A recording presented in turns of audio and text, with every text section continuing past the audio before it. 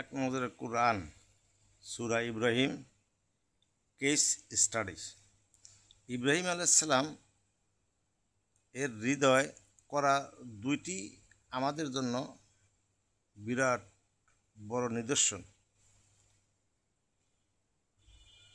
আল্লাহর প্রতি তার তীব্র অনুরাগ ও বিনয় ভবিষ্যৎ প্রজন্মকে নিয়ে তার ভাবনা প্রতিটি আলাদা আলাদা ডাইমেনশন তৈরি করে।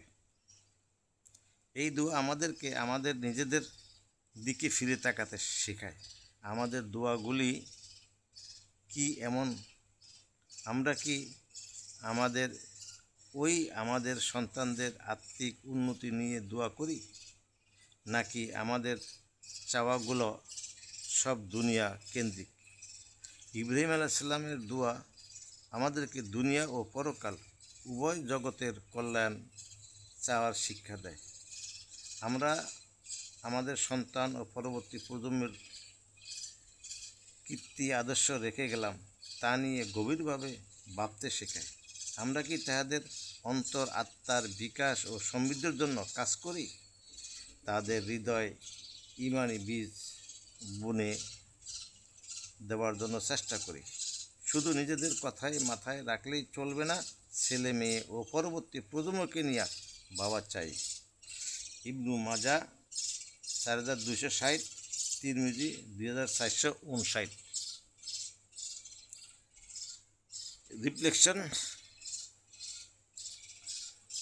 আল্লাহ তাআলা এই সূরার 24 থেকে 26 নং আয়াতে চমৎকার একটি উপমা হাজির করেছেন।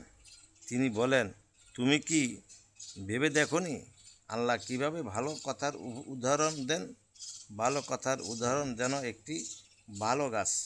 গাছটির শিকড় মাটিতে অনেক গভীরে গাঁথা, এর ডালপালা ছড়িয়ে পড়েছে আকাশে, আর তার রবের আদেশে গাছটি সব সময় ফল দিয়ে যাচ্ছে।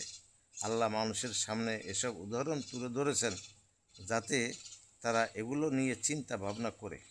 আর খারাপ কথার উদাহরণ যেন একটা খারাপ গাছ, যেটাকে মাটি থেকে শেকড় সহ উপড়ে ফেলা হয়েছে, ফলে ওটা কোনোভাবেই দাঁড়িয়ে থাকতে পারছে না। আল্লাহ নিজেই বলে দিলেন মানুষ যাতে এই উদাহরণটি নিয়ে চিন্তা ভাবনা করে। তাই এখন থেকে কিছু বলবার আগে চিন্তা করুন আপনার কথাটি কোন ক্যাটাগরিতে পড়ে, ভালো কথা নাকি খারাপ কথা? কথাটির শিকড় কি